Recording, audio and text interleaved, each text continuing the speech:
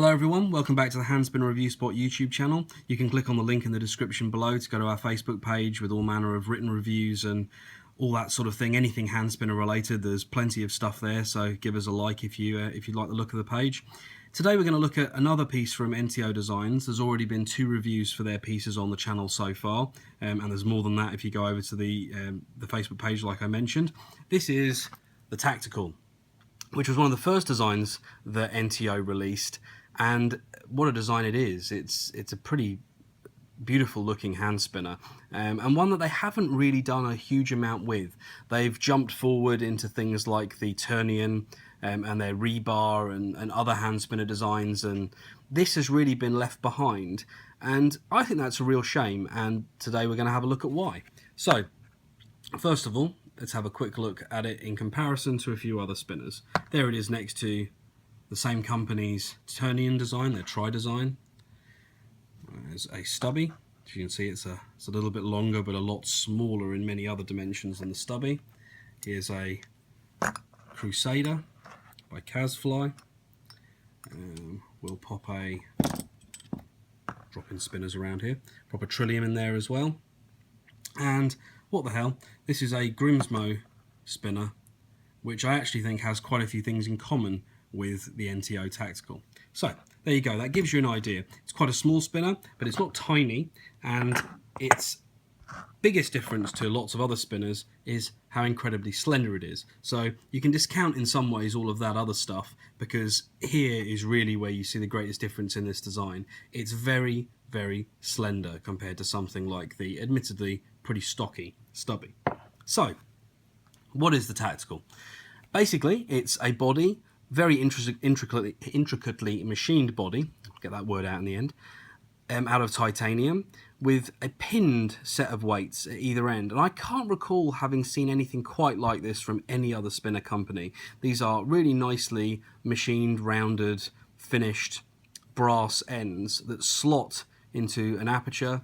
You can see there in the body itself, the titanium body, and then they're pinned in place by 2 brass pins on either side. Really, really nicely done work. The body itself, like I say, is titanium. You can see it has this set of terraces, these little stepped terraces, and then this section here, which is kind of a rounded version of the same thing. You then have on this side, but not on this side, the RevSpin logo stamped in here, but it's probably not stamped, it's probably machined as well. Then have this slightly faux hammered textured finish that goes around where the bearing is, which is really nice. As you can see, this is a complex piece of machining, and it's really nicely done.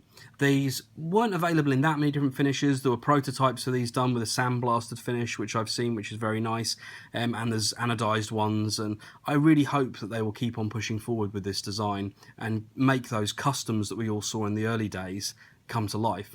The buttons on these are the typical NTO buttons that you see, which are their normal ones that you get, which have the little magnet on the inside.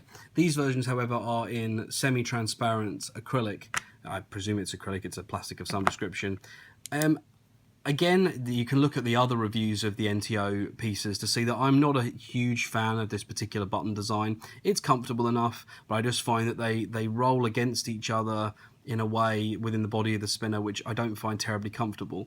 Now, with this particular spinner, I haven't found that to be such a big deal. But if you take a set of something like stubby buttons or something like that, I think that immeasurably improves this spinner. I think it really makes it that much better, and certainly I could see changing to a different set of buttons would be a really nice thing. However, they do look quite good on this, and like I say, they're not uncomfortable. I certainly like them on this more than I like them on a Turnian or on the rebar. So, like I say, this is a relatively light and very thin spinner, and that brings us to the first problem with it. It spins very, very well. It has good times in it considering the weight, but it's just a little bit pointy, a little bit spiky, and not the most comfortable thing. And I do wonder whether this sort of proliferation of hotspots is the reason why this hasn't really been pushed forward as much as you might expect for a company like NTO that do so many different variations and get really good quantities of their products out onto the market.